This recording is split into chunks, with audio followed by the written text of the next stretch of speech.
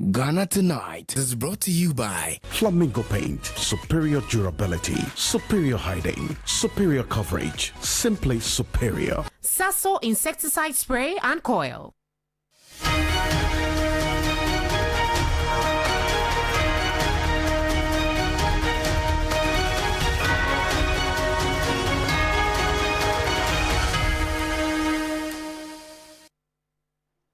Hello, there's Ghana Tonight here on TV3. I'm Keminni Amanor. Our top stories this hour. Tonight, the nation laid to rest remaining 6 victims of the helicopter crash after an emotive military-led burial ceremony.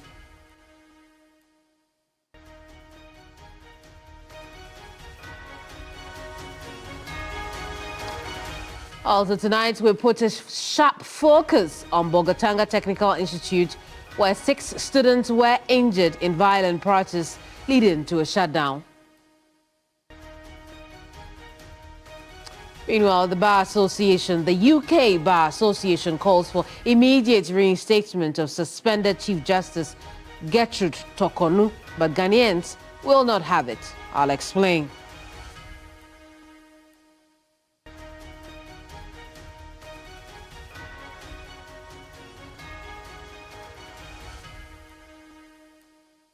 And listen, on that last matter, in the last hour, we know the Attorney General has been responding to this matter. I'll share that with you as well. But if you just joined us, you're right on time for this edition of Ghana Tonight. We're streaming live on TV3 and also on 392.7 FM. We'll also be live this moment on Facebook.com, YouTube, 3news.com, X.com, and wherever you're watching us from. If you'd like to be a part of the program, use the hashtag Ghana Tonight.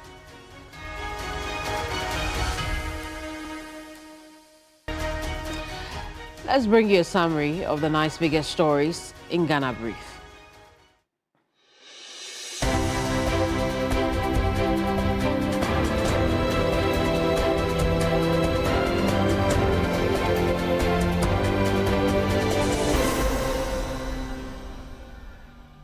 Final funeral rites have been held for the 8 individuals who lost their lives in a tragic helicopter crash last Wednesday. Their funeral, held at the Black Star Square, was a somber occasion that brought together mourners from all walks of life. President John Dramani Mahama promoted the ranks of the 3 military men who died in the crash and reiterated the measures that will be put in place to secure the future of the children who lost their parents in the crash. Grief can sometimes leave us feeling helpless and disempowered, but we're far from that. So it is with all this in mind that I would like today to announce the government's decisions to honor the service of these individuals and secure the futures of those they left behind. I have approved the following. Squadron Leader Peter Bafemi Anala is promoted to the rank of Wing Commander. Flying Officer Manan Chum Ampedu is promoted to the rank of Flight Lieutenant. Sergeant Ernest Adomensa is promoted to the rank of Flight Sergeant.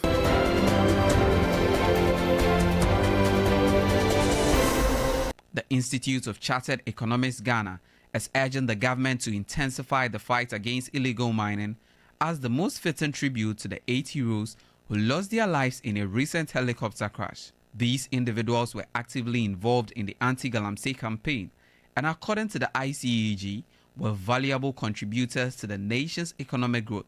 Chief economist at ICEG, Gideon Emisa, argues that the nation cannot afford to lose more of its economic brains to this destructive activity. Call on government to give these heroes, apart from giving them state burial, the best legacy that I certainly think that we can give to these people is to take the Galamsey fight serious and put in all the political will that we have, so that if we have anything to remember these ones, we can say that it was when these people lost their lives that Galamsey became a thing of the past.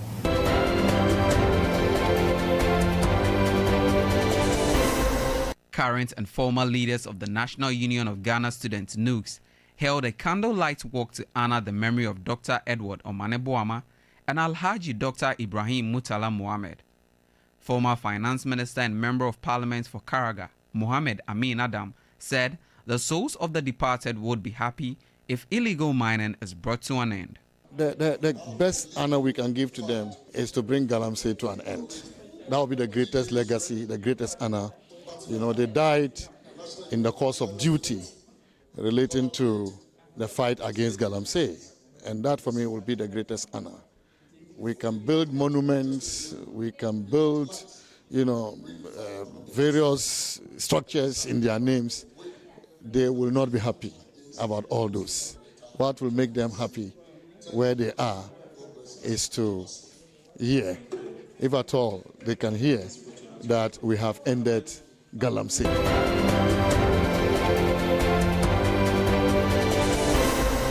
The Bolgatanga Technical Institute in the Upper East region has been shut down indefinitely after a violent protest injured 6 students and destroyed school property, including the library and senior housemaster's office. The unrest, reportedly sparked by the suspension of 6 students for misconduct, saw classmates launch a retaliatory attack last Thursday night. Police and fire crews restored order, and the injured are receiving hospital care. The Regional Security Council ordered the closure while police search for the suspected instigators.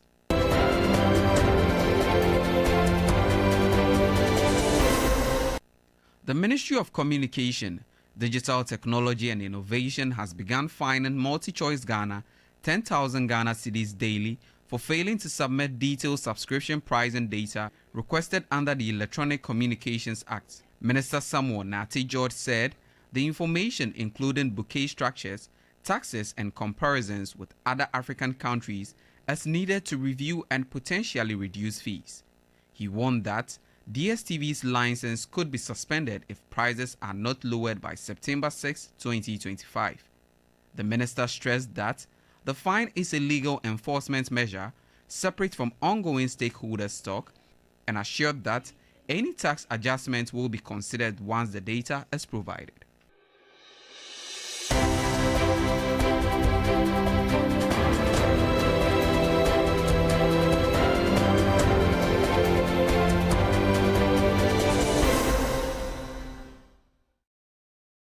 That's Ghana Brief there for you. Still Ghana Tonight here on TV3 and on 392.7 FM. I'm Keminni, Amanor.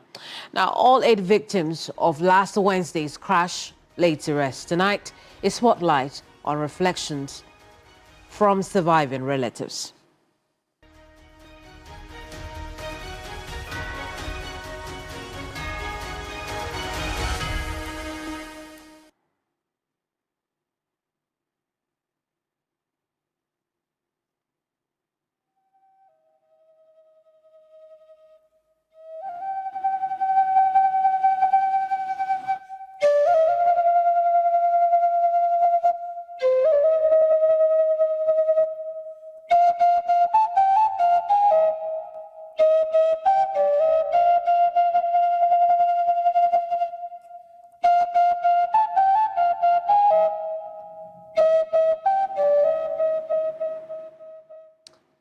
That, what you just saw on your screen, is where it all ended for the remaining 6 men killed in the helicopter crash last Wednesday after the nation bade goodbye in an earlier military-led ceremony. The remains of Dr. Mane Buama, Dr. Samuel Sapon, Samuel Abuaje, and the 3-man crew, including Wing Commander Peter Anala, Flying Lieutenant Menin Chumampedu, and Flying Sergeant Ernest Adomensa, lay in state, while close relatives, friends, and loved ones alike paid final respects before heading to the new military cemetery for interment. Now, these men may have been lowered in the ground, but their memories and impact will live on with us all.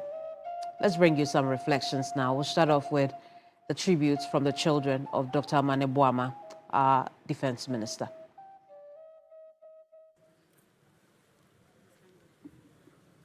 Tribute to our hero. Daddy, we never imagined we would have to say goodbye so soon. You are more than a father to us. You are our safe place, our teacher, our greatest encourager, our friend, and above all, our example of what it means to live with integrity, humility, and courage. You taught us that success was not just about what we achieved, but about the lives we touched. You lived those words every single day. Whether you were serving patients in the hospital, fighting for justice in the corridors of power, or laying on our beds after a long day at work for a quick talk, which almost always ended up with you asleep. Your love was steady, your guidance was gentle, and your laughter was warmth that filled our home. Daddy, even with the weight of national duties on your shoulders, you always made time for us. You called us every day when you traveled. You never missed our important moments, and when you couldn't be there in person, you made us feel you were right beside us. You reminded us that family is not part of life, it is life. You taught us to dream big but stay grounded. You showed us that compassion is a strength, that speaking the truth is an obligation, and that service to others is the greatest clarion call. We'll miss writing with you, laughing with you, sitting with you whenever you had a lull in your schedule. We'll miss talking about our future, hearing your advice, you driving us to school all the time, especially when we had exams. Daddy, why did you have to leave us so soon? Never in a million years could we have imagined you'd leave us. You lived your life like a race, always trying to do more, love more, and share more. We really thought you'd live forever because your light was so bright it could never go out. Amani, why have you done this to us? We absolutely cannot believe we will never see you again, never hold your hand, never sit with you at night and talk, never laugh with you, never see the many stickers you would always used to send us. Who we call in the middle of the night when no one else is awake and we have questions. Who will have all the answers to our problems. Who will conduct experiments at home just because you knew would study it that year. Who else would fill the bathtub with our toys and objects just to teach us our Keminni's principle? We have lost greatly. You are irreplaceable, Eduardo. We are pained, but even in our pain, we choose to hold on to your legacy and take consolation in the fact that you are resting in the bosom of the Almighty God. We'll carry forward your values, live with your compassion, and let your light shine through us. Though you are gone from sight, you remain forever in our hearts, our Father, our friend, our... That was tributes by children of Dr. Omane Boama. Many questions, unfortunately, we cannot answer. Now, remember that today, 6 remains were laid in state, but the funeral ceremony itself was for all 8 victims, or all 8 men who were killed in that helicopter crash. Children of Dr. Ibrahim Murtala Mohammed also paid tribute. Let's take a listen.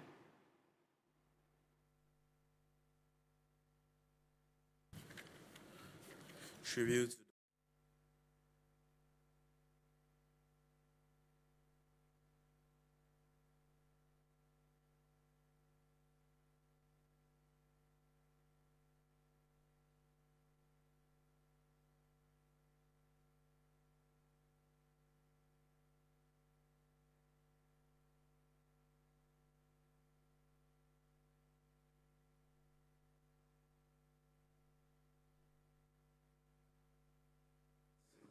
As a dedicated public servant, member of parliament, minister of state, you tirelessly advocated for your constituents and the people of Ghana, leaving an indelible mark on our nation's progress. Your commitment to justice, equality, and well-being of the ordinary Ghanaians inspired countless individuals. As your children, we cherish the memories of your kindness, wisdom, and unwavering dedication to our family and community. Your impact will be felt for generations to come. Even as we mourn your passing, you keep giving us fresh memories of your moments with us. All the people gathered here signal to me and the family that God will have mercy on your departed soul. If words, admonitions, testimonies, track records, worthy legacies, and priceless impacts were to be the givers of life, we wouldn't be here to read this painful tribute of your departure. While we mourn your painful exit, we know you had to go based on the divine rule of God, because we remain mere mortals to his desires and commands. Rest in peace, Daddy. You will forever remain in our hearts. May Allah Almighty grant you Jannatul Firdaus. Till we meet again, fare thee well, Daddy, from us, your children, Sudo, Ruhaina, Hajara, and Amadu.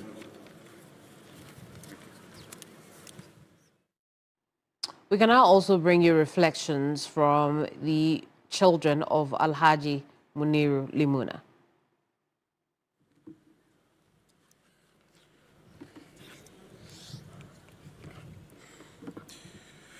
Tributes from the children of Sandapira, Alhaji Muhammad Muniru Limuna. Daddy, you are more than a father to us. You are a teacher, our protector, and our greatest source of inspiration. You taught us that true strength is found in kindness, that leadership begins with listening, and that integrity is worth more than any treasure.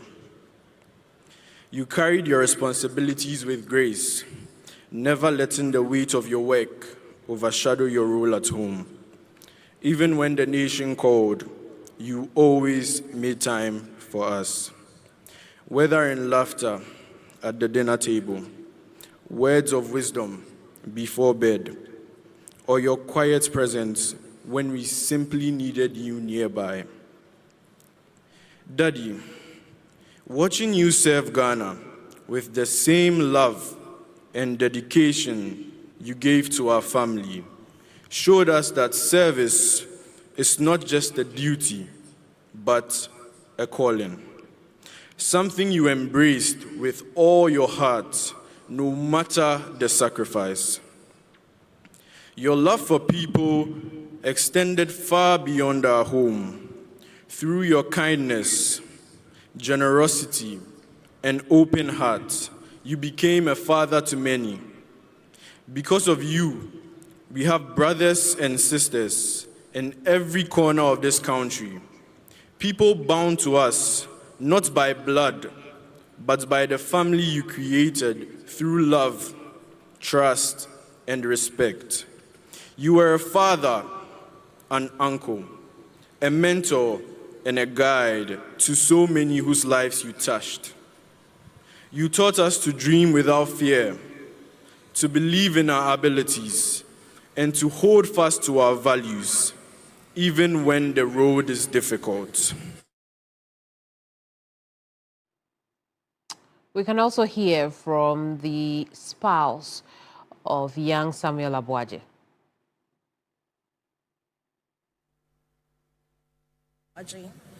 My love, no words could ever capture the depth of my pain and the weight of this loss. Your passing has left an emptiness nothing in this world could ever fill. Yet, even through the tears, I chose to remember the incredible man you were and the love we so deeply shared. From the moment you entered my life, you gave me more than I ever imagined: unwavering love, joy, protection, and the beautiful honor of becoming your wife. You gifted me our precious daughters, living testament of the bond we built. Through them, your spirit will live on forever. I am endlessly proud of the man you became, a man of strength, purpose, and of a good heart. You excelled in your career with tireless commitment and touched everyone around you with your presence. I witnessed your growth, your presence, your wisdom, your expanding capacity to love. Your strength carried us through challenges that could have broken us, but we always found our way back because we chose each other over and over again. This is the truest proof of our love. This year, on my birthday, you wrote, "Happy birthday, my love. You are not only my wife, but also my best friend, the greatest blessing in my life. I thank God every day for you. and I look forward to creating more beautiful memories together. Enjoy your day. I love you deeply. I was holding on those words with so much joy, eagerly counting down the days until I'll see you again in Atlanta, Georgia on the 18th. I was waiting to be in your arms, to laugh with you, to celebrate my birthday by your side like we had planned. Why then? Why am I in Ghana mourning you instead? On that final morning, just hours before your crash, your last words to me were, "Take care, babe, I love you." Those words will forever echo in my heart, not just as your goodbye, but as your eternal vow to me. I will cherish every moment we shared, your laughter, your embrace, the way you called my name. This world may have lost you, but I'll carry your love with me always. Indeed, and there we saw the inconsolable spouse of the deputy NADMO director who died in that crash, Samuel Abuaje. We can also now take a listen to the children of Dr. Samuel Sapong, who also perished in that crash. What you meant to us. You were more than a father. You were our hero, our role model, our uncle, our friend, and our greatest teacher. You lead a life of purpose, dignity, and unveiling sense of duty, not just us, your children, but to your community and the nation Ghana. We saw how tirelessly you worked, how passionately you served, how deeply you loved everyone around you. Your calm posture and respect for time at public events speak volume about a man who saw public service as a call to duty. At home, you were gentle, wise, and warm. Your laughter filled our hearts, and your words always pointed us in the right direction. You didn't just tell us how to live, but also showed us the way through our integrity, humility, and strength. The news of your departure pierced through our veins and bones with sudden wave of shock, which we still cannot accept. We cannot believe you are leaving us at this stage. Though your unbelievable departure has left a void no one can ever fill, your legacy still lives in us. We carry your name with pride, your dream in our hearts, and your lesson in our actions. Your words of love and compassion shall forever remain fresh in our memories. We believe in your vision, take inspiration from your fatherly advice, and admire your character. Well, let's turn some special focus also to the airmen who were on that helicopter flight as well. We'll start off with now Wing Commander Peter Anala. Here's his wife.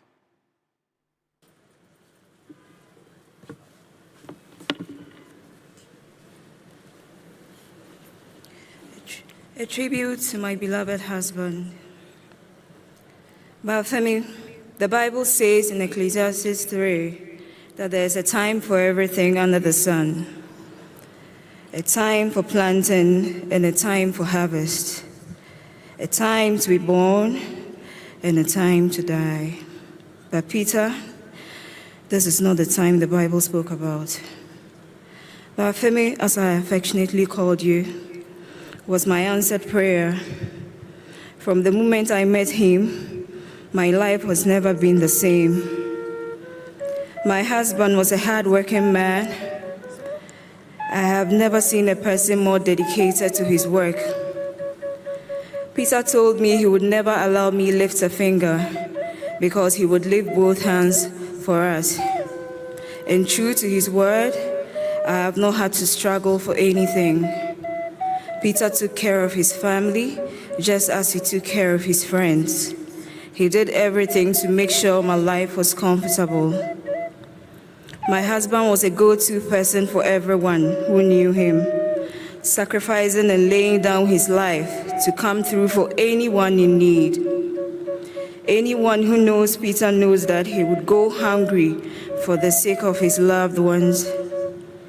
2 months ago, when you held my hand in the delivery room, through the birth of our beautiful baby girl, Winle Weswamu Anala, we had new hope for our future and expectations for our family and the life we wanted her to have. I expected you to stay for at least a month to help settle into our new reality. But for the love you had for our country, you had only just a week to spend with us. Before you left, Winle held you back for an extra week because she wasn't feeling well. Now I know why she was holding you back from returning to Ghana. But for your dedication to your work, you had to make the most difficult sacrifice to go and serve your country, leaving behind a sick new baby and a mother who was still healing. Peter, 2 weeks only. Oh, what 2 weeks those were. 2 weeks of endless kisses on baby Winle's face. I have never seen a broader smile than the little time you spent with her. I did not want you to leave, but you promised me you would come rain or shine. You would return in October for Winle's christening. God, what am I going to tell her in a few years when she starts asking for her father? Yes, flying lieutenant, Chum Ampedu's wife. Lieutenant Iraja Kumi Chairman, the wife of Flying Officer Manin Kwabna Chum Ampedu. The evening of that horrible Wednesday, when I received the devastating news that I lost my beloved husband, I looked outside and I saw a ridiculously beautiful sunset. And I thought to myself, how dare the world continue? How dare everyone go about their evening when I didn't know what to do with myself? My husband was my everything. We met in 2022 on his birthday, and everyone will bear witness that we've been inseparable since then.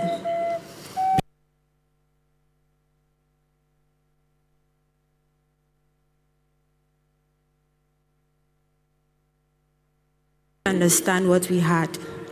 Only we know the depth of what we experienced. Money, what is this grief? And what am I supposed to do with it? Money, what do I do without you? And how do I carry on from here? You were truly your name to me. You were my best friend. Who will respond just when I say cassette gist?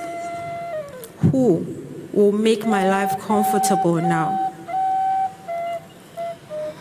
Manine, please respond and answer me. This silence is too loud. I keep checking my phone for a message or a picture or a call. I have been checking since Wednesday. What do I do now? Everything feels surreal. And sometimes I expect you to walk in with that beautiful smile of yours. But I have been waiting since Wednesday. But I will tell your story. I will make sure that we continually remember you. You were considerate and attentive. You were very goofy. You cared for me. People say I'm carrying this thing well, but I'm here because you loved me and you loved me well. My darling, thank you so much for blessing my life with your brilliance. Thank you for sharing those few years with me. My correct better half, my lover, and my best friend. I hope you know I love you a lot more than these words can convey. I miss you. Mike, Yankee Sierra, Whiskey Echo Echo Tango, Bravo Alpha Bravo Yankee, Bravo Oscar Yankee, India Lima Oscar Victor, Echo Yankee Oscar Uniform. my forever and a day. Sleep well, my love. Well, and that read to my sweet baby boy, I love you. And that's how she reflected on her relationship with her husband earlier today. Let's now take a listen to Flying Sergeant Ernest Adomense's wife. No change my heart shall fear, and safe in such confiding, for nothing changes here. The storm may roar without me, my heart may low be laid, but God is round about me, and can I be dismayed? I take these comforting words from the Methodist Hymn Book 528.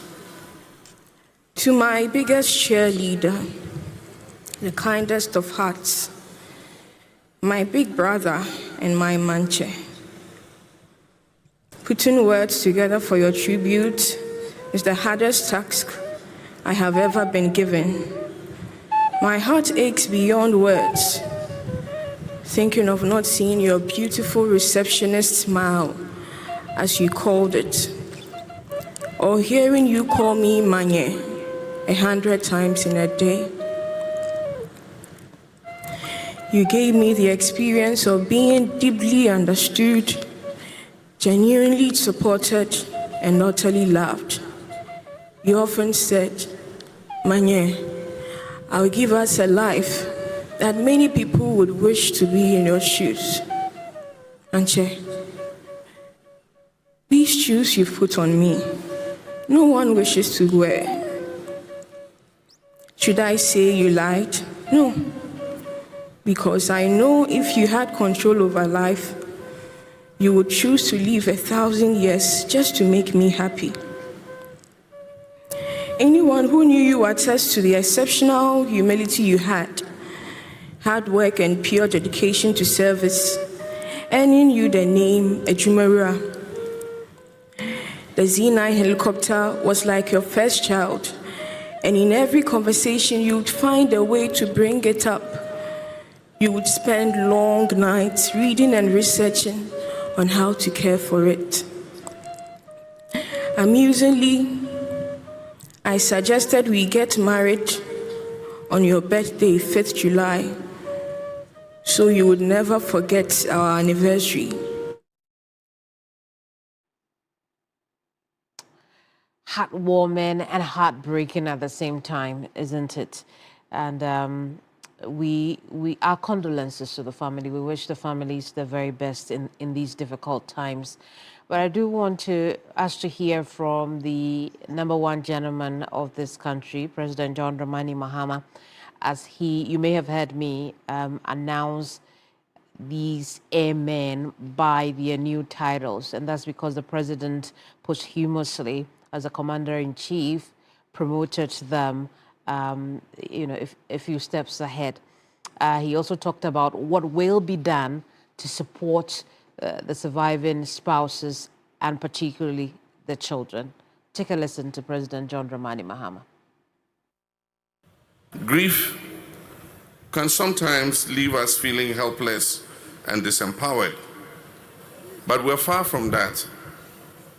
So it is with all this in mind that I would like today to announce the government's decisions to honor the service of these individuals and secure the futures of those they left behind. I humbly request the spirit of compassion that is the hallmark of our nation for these bereaved families. Promotions in our armed forces are never given lightly, and posthumous promotions are the highest mark of respect for duty performed even unto death. Accordingly, I have approved the following.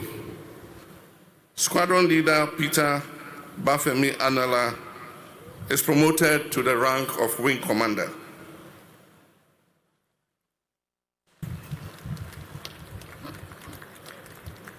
Flying Officer Manan Chum Ampedu is promoted to the rank of Flight Lieutenant. Sergeant Ernest Adomense is promoted to the rank of flight sergeant. These are not just symbolic gestures. They represent the rightful place these officers have earned in our Republic's roll of honor, and the benefits due to their families will be reflected in these new ranks. The Chief of the Defense Staff will oversee the ceremonial presentation of the posthumous promotion insignias to their families. Our other colleagues who were civilians will be posthumously recognized at the next National Honors Ceremony. The next decision that the government has made is for the creation of a Children's Support Fund for the children of the victims of the 6th August helicopter crash. The purpose of this fund is clear. It is to ensure that the children left behind will never be deprived of the opportunities, the care, and the security that their parents worked so hard to provide for them. We Ghanaians live in a culture that upholds collective responsibility, especially where community and family are concerned. Think about it. How often do we meet one another and ask about their child, and in so doing, claim that child as ours? President John Dramani Mahama there, and may they rest in peace and their memories transcend generations. I want to show you some photographs from our award-winning photographer here at Media General, Clifford Owusu, as he captured key personalities and moments.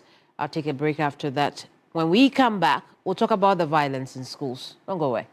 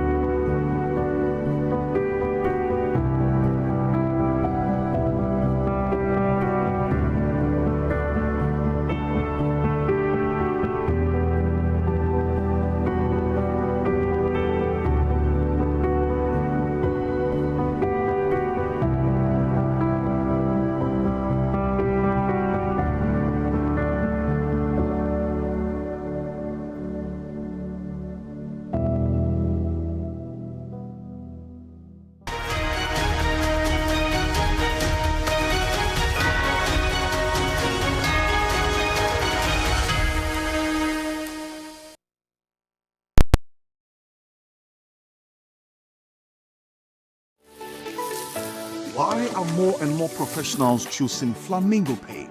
As an interior decorator, I aim for that beautiful, elegant look.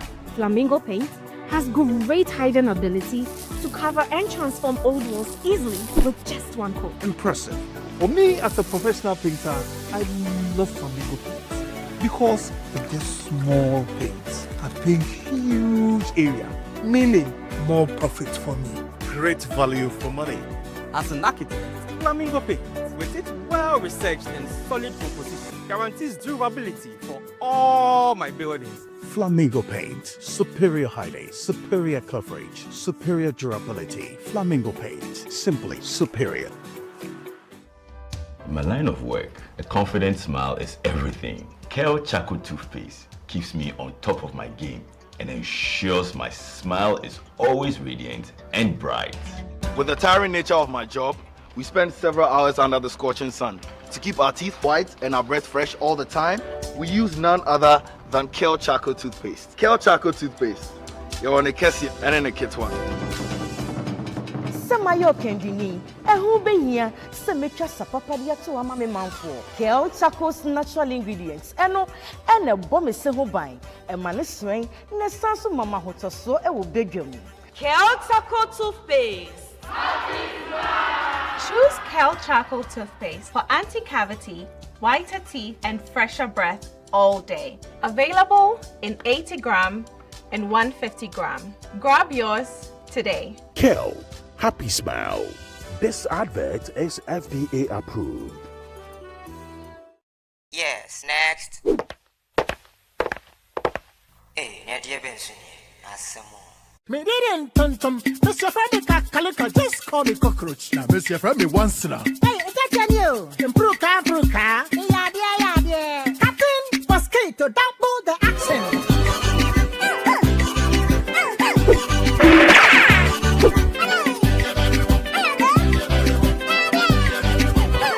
Me didn't sasso spray. Mr. Freddy sasso quell. Yeah, go to my sasso.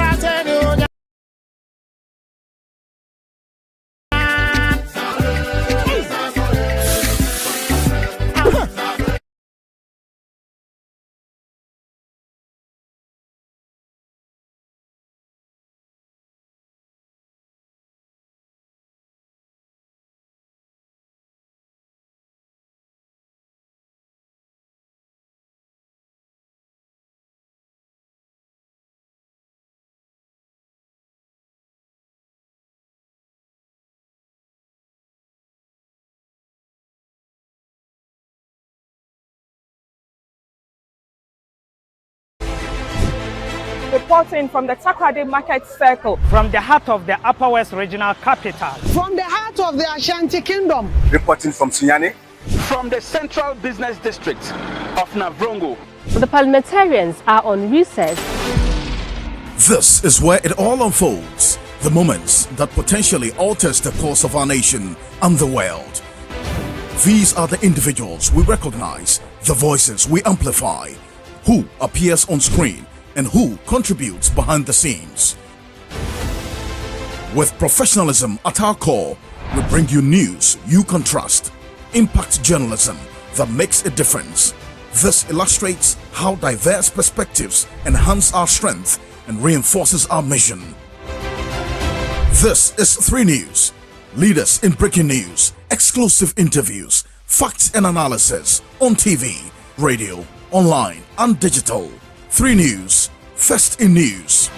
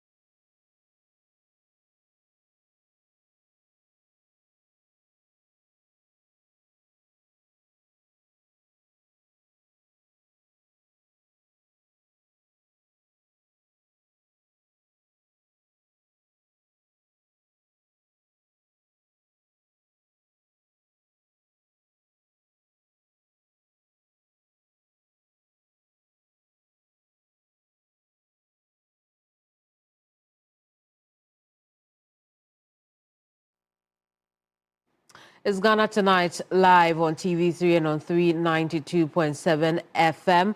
Big one up ahead here tonight.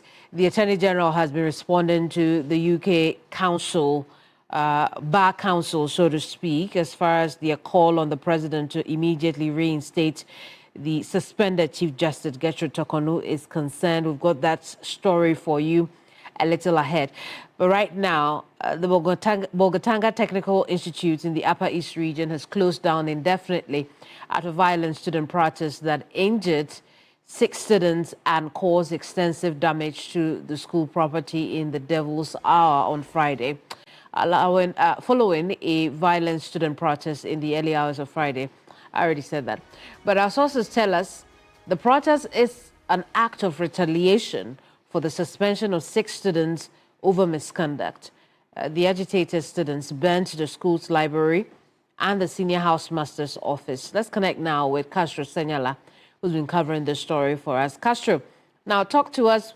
We know that basis for this violent protest in the school is as a result of the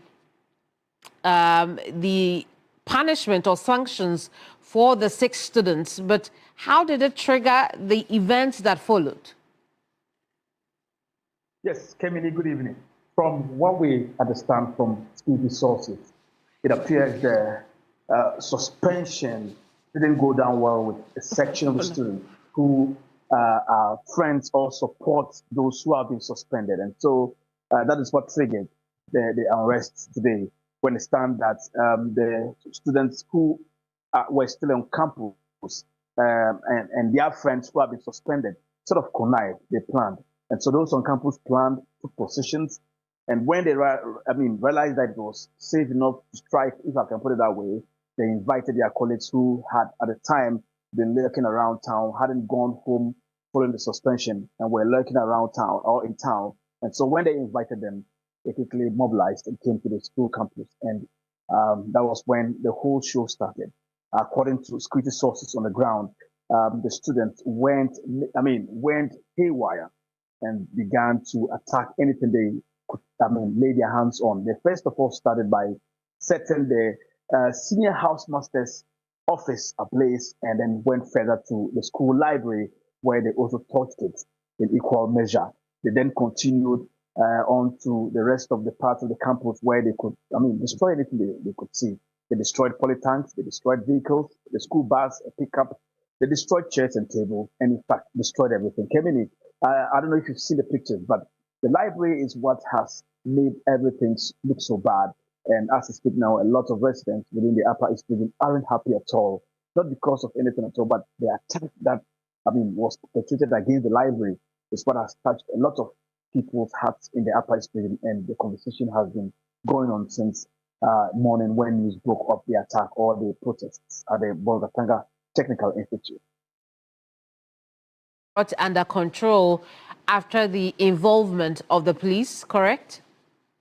Yes, so the situation, we understand from security sources that even as of this morning, the students wanted to go for a second round of the protests. But I understand that the Upper East Regional Police Commander, DCOP Ferguson, with his team, actually picked information. And so since, that dawn when this incident happened, they deployed a lot of men on the ground, and they made sure that they took possession and were able to defuse the situation in the morning when the students wanted to go for a second round. I understand that the police even started with engagements with the students and talked them out of all the plans that they had put or they had wanted to carry out, and eventually were able to bring the situation under control. And as we speak now, a lot more policemen have been situated, not just at one point, but across the campus to ensure that, no one comes back to the campus to cause trouble.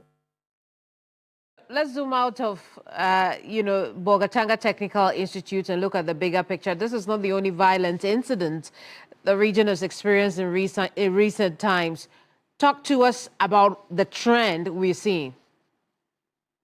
It's an unfortunate trend, if I may say, because between July and August, there have been 3 recorded incidents at various senior high schools within the Upper East region. Let's start off with Zuarongo Senior High School, which happened on the 1st of July, where we understood that two student groups, clashed violently simply because a mobile phone gadget had gone missing. And so that sort of, triggered tensions because each of the group was so infuriated by the fact that the mobile phone had gotten missing. It escalated into full-blown violence and a big brawl that almost, led to a lot of, injuries on the part of students. But luckily, as usual, state security agencies, especially the police and the military, who are always on standby, were able to quickly rise there, and the situation was brought under control. Then on the just a week later, on 27th, we woke up to the unfortunate incident where a student was gunned down by unknown assailants on the campus of the Boku Senior High School. Investigations have not come out yet, but all preliminary gatherings as far as intelligence is concerned from the police and the military points to the fact that that incident was related to the Boko conflict. But we understand that later on, all things have been brought under control. And just last week or so, I was there and I reported that the third year students actually had returned to the school. And as we speak now, they are preparing to write their WASI exam. And then yesterday's incident adds to the three incidents I am talking about, and that is at the Bolgatanga Technical Institute, where we understand that the students were not happy because their colleagues had been suspended for misconducting themselves. They've been asked to go home. And so a section of the students who are still on campus felt that it was too harsh, and they took matters into their own hands. Fast forward our conversation, because I have very little time to spend with Dr. Peter Patti Anti, who's Executive Secretary for the Institute for Education Studies. Doc, here we are again, another senior high school campus, so to speak. It's at the second cycle level, and we're seeing this level of violence there. As an industry person, what are we not getting right? Thank you very much, and good evening to your viewers. I think that we are not doing well with the profiling of these incidents. I think that it is time the Ghana Education Service sits up and do a proper profiling of these incidents, because if you look at it, you see that some of them seem to be student agitations that ends up being very disastrous, like the one we are discussing now. Mm-hmm. Now, it means that when you are planning for these things, you will need to develop or design remediations that will fit into instances such as this one. A student does something which is not good, the school takes decision as to punish the student, and then other students comes in and then they engage in such an illegal activity. What can the authorities do? It means that we need to design a lot more processes in terms of communicating with students, interacting with students, trying to let them understand the rationale for certain decisions that school administrators would be taking, and also using some of these same students as scapegoats. So I think that we are not doing well with profiling. Right. Some of the incidents demand that, we are very brutal and forceful with our approach, and some of them we can't engage the other stakeholders like the PTAs and other things. So I believe that we need to sit down, look at the incidents that are happening across the country, do a proper profiling, and then design measures that would enable us tackle the issues as they come up, and then in other way prevent them from even happening. Very well, Doc. Speaking of measures, we know that the Education Minister, Harry Naidrusi, has said, look, we will review security arrangements in some of these schools. In reviewing that arrangement, obviously it will be a helpful thing to do, but what are the key things that should be reviewed or included in that review of school security? So one of the things that we need to do is to use the housemasters as information agents to the school administration. Ideally, housemasters are supposed to pick information about these things from the dormitories and student gatherings so that they will be able to act on it. I think that if housemasters are trained well in terms of intelligence gathering, it is going to help a lot, because they can use students to be informants among their colleagues who will give them information as to plans that are being undertaken to cause havoc on campus. And I think that would be a very good measure. Again, I think that we also need to train in terms of the training, we need to train school administrators as to how they carry on with some of these disciplinary measures, because if you have punished students and the students are not happy with it, how should I go around it? These are things that I think our security experts and people in negotiations and alternative dispute resolutions can help in training school authorities in dealing with, because most of these instances boils down to communication, and I think that when the communication is gotten right, we'll be able to deal with some of these things. The other ones will be random search on campus, ensuring that the schools are manned by well-trained security officials and not just anybody who is appointed as a security or gatesman. We need to train the security people who are manning the gates of our various secondary schools and technical institutes. Absolutely, Doc. There's so much to talk about and very little time. Perhaps we'll pick this again at another time. But one thing is clear, Doc, that we should act and act now. I appreciate your time with us. Dr. Peter Patti Anti is with the Institute for Education, and we've been talking about the violence in school. Earlier was Castro Senyala, our Upper East Region correspondent, bringing us the very latest. Castro, always a pleasure talking to you and staying up this late for us here on Ghana Tonight. I want to spend the last few minutes of our program tonight on the news we had in the last hour and the response from the Attorney General just before we came on the air, because we know that the Bar Council of England and Wales and the Commonwealth Lawyers Association have demanded an immediate reinstatement of suspended Chief Justice Gertrude Torkornoo to office. In a joint statement on Thursday, August 14, 2025, they said the reinstatement should be done without delay. Now, I want to show you highlights from that statement real quick. Now, there it is. That statement's coming from the Bar Council of England and Wales, and then the Commonwealth Lawyers Association. It says suspension of Chief Justice is in clear breach of Ghana's constitution. Judges under Ghana's laws should only be subject to suspension or removal only for reasons of incapacity or stated misbehavior. And then decision of investigative committee, to permit petitioners to use witnesses instead of attending themselves to answer questions. That's not follow due process. And then the disciplinary proceedings should have been resolved in a timely manner. I know some of these things are very familiar for you, and if they are not, they very much resonate with what we've heard from the Chief Justice over time, how her family is not allowed in the hearing area, how she feels intimidated over and over again. She's taken a number of cases to court as a result of what she thinks is not a fair process for her removal. Now, and the demands from the UK Council or Bar Council is that the Chief Justice is reinstated immediately, afford her due and fair process in the investigation and determination of the disciplinary matters brought against her, provide clear and transparent rules of procedure to guide the disciplinary process, which must include the time frame within which the investigating committee must conclude the disciplinary process against the Chief Justice.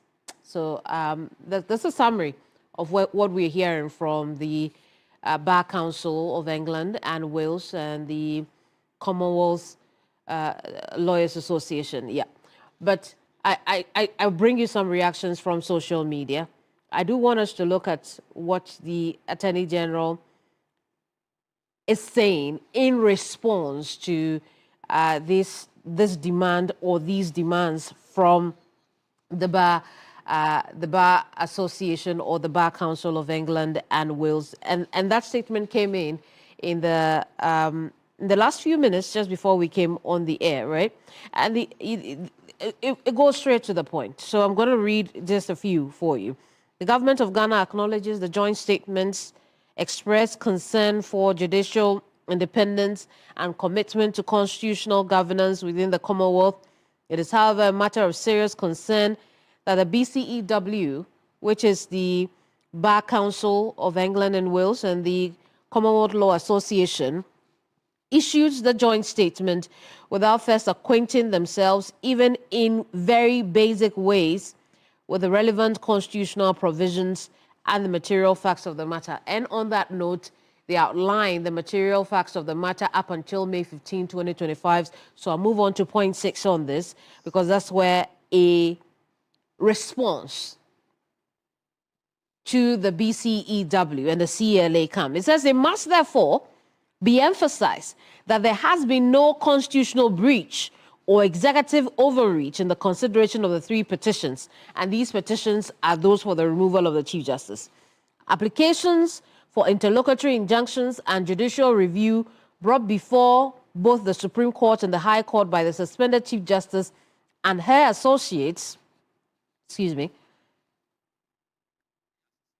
in an effort to restrain or halt the inquiry committee proceedings, have been duly considered and dismissed by the courts as lacking in merit. We feel considerably reluctant to mention that the sound, including the very words of the BCEW and the CLA joint statement, vividly clones the dismissed grounds with which Her Ladyship Justice Tokonu, and I mentioned this already, that some of the concerns raised by these 2 associations of the UK are very consistent with what the Chief Justice has been saying over time, very consistent with the Ghana Bar Association U-turn on this matter.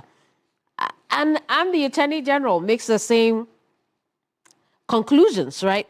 Because he goes on to say that Justice Tokonu, the CJ, and her associates canvassed before the Supreme Court and the High Court. It is also important to mention that Justice Tokonu has presented similar arguments in her case before the ECOWAS Court, which the government of Ghana is defending on behalf of its citizens. That the government of Ghana remains strongly committed to maintaining the independence of the judiciary, separation of powers, and the rule of law. I would end there, because that is the crux of the matter. As the Attorney General fends off any suggestions otherwise to maintaining a transparent process being unfounded and risk distorting a constitutional process that is being conducted fairly, transparently, and in accordance with the law. So essentially, that's what the Attorney General has said in the last hour of the night. The concerns and demands by the BCEW and the CLA of the United Kingdom absolutely have no basis in the process against the Chief Justice at this time. I wanted to show you some of the reactions from social media. But what we are learning is that some of you are not happy because you see this as an interference, and I only have one question. Why? You think about that, or maybe the BCEW should think about that. We'll meet here same time Friday night for another edition of Ghana Tonight, but do make time 7 a.m. to watch Alfredo Kanse when he brings you key points tomorrow. Bye-bye from me. Ghana Tonight is brought to you by Flamingo Paint. Superior durability, superior hiding, superior coverage, simply superior. Sasso insecticide spray and coil.